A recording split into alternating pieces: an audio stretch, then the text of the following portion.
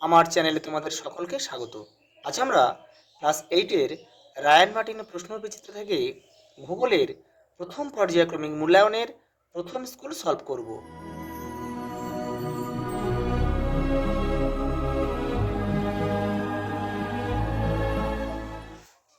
দেখো, Arambagh high school. দেখো, সঠিক উত্তরটি নির্বাচন করে লেখো। ভূগর্ভে গ্যাস ও বাষ্প মিশ্রিত তরল পদার্থকে কি বলে? ম্যাগমা বলে। অপশন সি আমাদের উত্তর।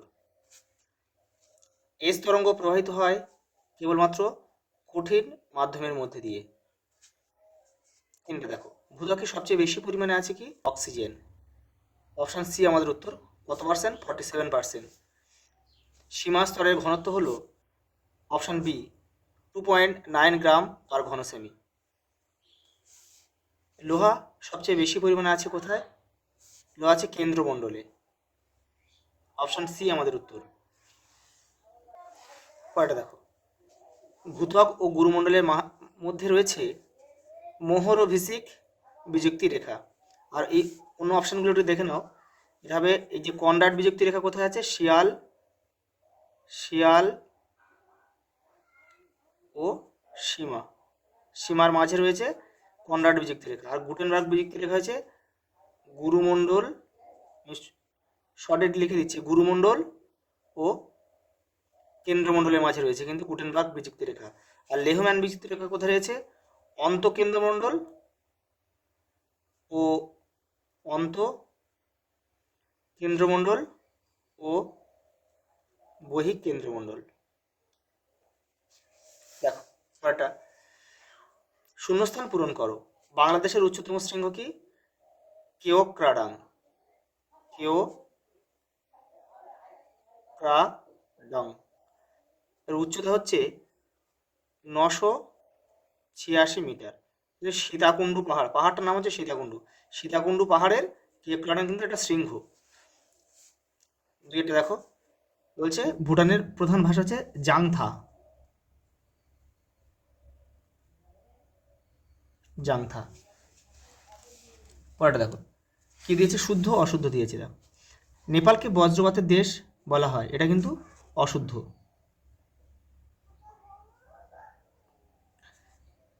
এটা নেপালকে হবে না, এটা উত্তরটা যদি হতো ভুটান তাহলে কিন্তু উত্তরটা সঠিক হতো বা শুদ্ধ হতো। মূল্যবান রত্ন হিসেবে শ্রীলঙ্কার পদ্মরাগমণির খ্যাতি পৃথিবী জোড়া, এটা কিন্তু সত্য। সত্য লিখলে হবে না, শুদ্ধ লিখতে হবে। ঠিক যেমন নির্দেশ দেবে তেমন লিখতে হবে। দেখো পরেরটা, নেপাল পর্যটন শিল্পে উন্নত কেন? দেখো, তোমাদের বইয়ের পাঠ্য বইয়ের 75 নম্বর পেজে উত্তরটা রয়েছে, দেখে নাও। এই দেখো 75 নম্বর পেজ, এখান থেকে তো নেপালের পর্যটন শিল্প, এখান থেকে কিন্তু এটা পুরোটা লিখতে হবে যে পর্যটন নেপালের বৃহত্তম শিল্প ও বিদেশি মুদ্রা আহরণের বৃহত্তম উৎস। পৃথিবীর 10টা উঁচু পর্বতশৃঙ্গের মধ্যে 8টা নেপালে অবস্থিত। সারা পৃথিবীর আরোহীরা নেপালে পর্বতারোহণ করতে আসেন। পৃথিবীর উচ্চতম পর্বতশৃঙ্গ মাউন্ট এভারেস্ট নেপালে রয়েছে, যা পর্বতারোহীদের বিশেষ আকর্ষণ। কাঠমান্ডু, নাগারকোট, পোখরা, লুম্বিনী, অন্নপূর্ণা প্রভৃতি নেপালের দর্শনীয় স্থান। পুরোটাই কিন্তু লিখতে হবে।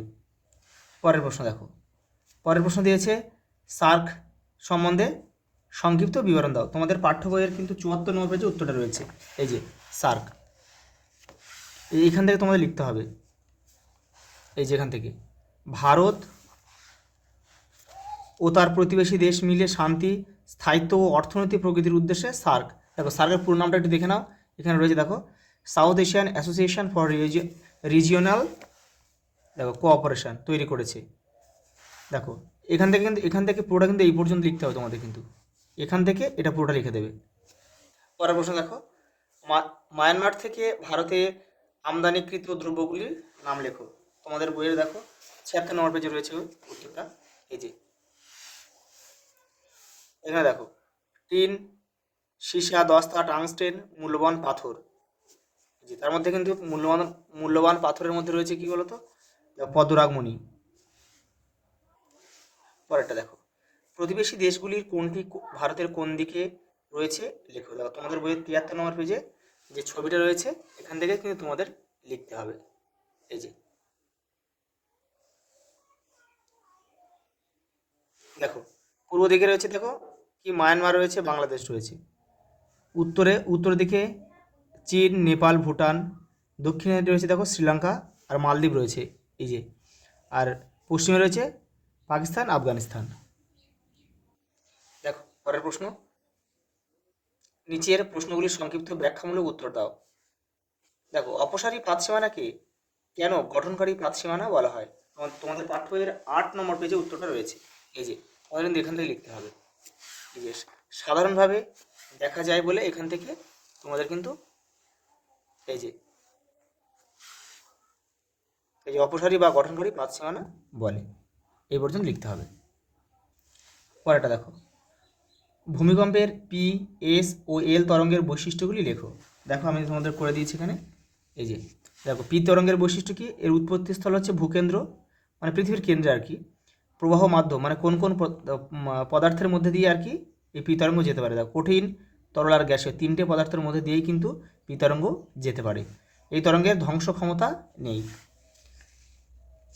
দেখে নাও এস তরঙ্গের 3টি বৈশিষ্ট্য।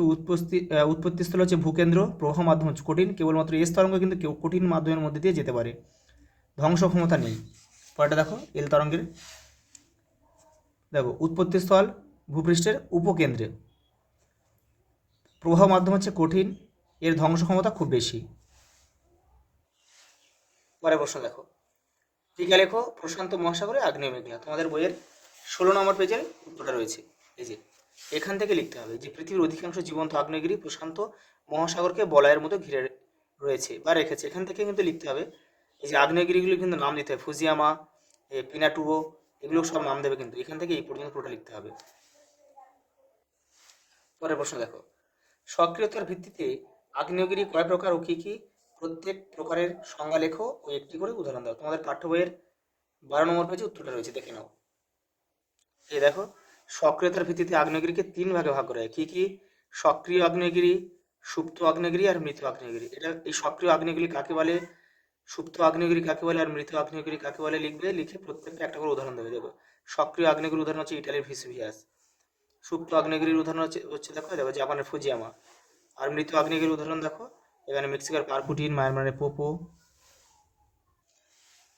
তো এটা দেখো, প্রাথমিক শিলা কাকে বলে, উদাহরণসহ আগ্নেয় শিলার শ্রেণীবিভাগ করা। দেখো তোমাদের বইয়ের 20 নম্বর পেজে রয়েছে এই যে। দেখো প্রাথমিক শিলা বলে, এখান থেকে লিখবে এই যে, যে পৃথিবীর সৃষ্টির সময় উত্তপ্ত তরল অবস্থা থেকে ধীরে ধীরে তাপ বিকিরণ করে, এখান থেকে এই পর্যন্ত লিখবে। আর আগ্নেয় শিলাকে 2 ভাগে ভাগ করা যায়, সেটা হচ্ছে নিঃসারী আগ্নেয় শিলা আর হচ্ছে উদ্বেধী আগ্নেয় শিলা। এই নিঃসারী আগ্নেয় শিলা এখান থেকে এটা, এবং উদাহরণ হচ্ছে ব্যাসাল্ট, অবসিডিয়ান। আর উদ্বেধী আগ্নেয় শিলা এখান থেকে এটা সংজ্ঞা লিখবে আর উদাহরণ দেবে গ্রানাইট বা ডোলেরাইট। পরের প্রশ্ন দেখো, রূপান্তরিত শিলা ও পাললিক শিলার বৈশিষ্ট্য লেখো। দেখো রূপান্তরিত শিলার বৈশিষ্ট্য তোমাদের বইয়ের 23 নম্বর পেজে রয়েছে এই যে। দেখো এই রূপান্তরিত শিলার বিশেষত্ব এখানে অনেকগুলো রয়েছে, প্রায় 6টা রয়েছে। তোমরা কিন্তু এগুলো সবই লিখবে কিন্তু এই যে, এখান থেকে এটা পুরোটা লিখবে এই পর্যন্ত। পরেরটা দেখো, পাললিক শিলার বৈশিষ্ট্যগুলি লেখো। 21 নম্বর পেজে রয়েছে, দেখো তোমাদের বইয়ের 21 নম্বর পেজে রয়েছে এই যে। দেখো পাললিক শিলার বিশেষত্ব, ঠিক এগুলো লিখবে 1 2 3 4 5 6 7। পরেরটা দেখো লাস্ট প্রশ্ন, শিলাচক্র চিত্রের মাধ্যমে ব্যাখ্যা করো। এই যে তোমাদের বইয়ের 24 নম্বর পেজে রয়েছে, ঠিক এইটা করতে হবে যে শিলাচক্র, তোমার ঠিক এইটা করবে, এটা করলেই কিন্তু হয়ে যাবে এই। আর ব্যাখ্যা করার প্রয়োজন নেই, শুধু এটা এই ছকটা করে দেবে, সুন্দর করে হয়ে যাবে। ওটা দেখো, পাললিক শিলা কাকে বলে, 21 নম্বর পেজে রয়েছে। দেখো এই যে, এই যে পাললিক শিলা কাকে বলে, এইখান থেকে পুরো লিখবে। উদাহরণ দেবে চুনাপাথর, বেলে পাথর, কাদা পাথর, উদাহরণ কিন্তু দিতে হবে। দেখো এই শিলার উদাহরণ সহ শ্রেণী বিভাগ করো। কোন শিলার? পাললিক শিলার। এটা 22 নম্বর পেজে পেয়ে যাবে। দেখো পাললিক শিলার উদাহরণ সহ শ্রেণীবিভাগ বলেছে। দেখো উৎপত্তি অনুসারে পাললিক শিলাকে 2 ভাগে ভাগ করা যায়, সংঘাত শিলা আর অসংঘাত শিলা। সংঘাত শিলার একটা উদাহরণ দেবে কংগ্লোমারেট বা ব্রেকশিয়া, আর অসংঘাত শিলার একটা উদাহরণ দিয়ে দেবে চুনাপাথর বা লবণ শিলা। আর এখানে দেখো যান্ত্রিক উপায়ে পাললিক শিলাকে আবার 3 ভাগে ভাগ করা যায়, কাদা পাথর, বেলে পাথর আর কংগ্লোমারেট। আজ এই পর্যন্ত, দেখা হবে পরের ভিডিও।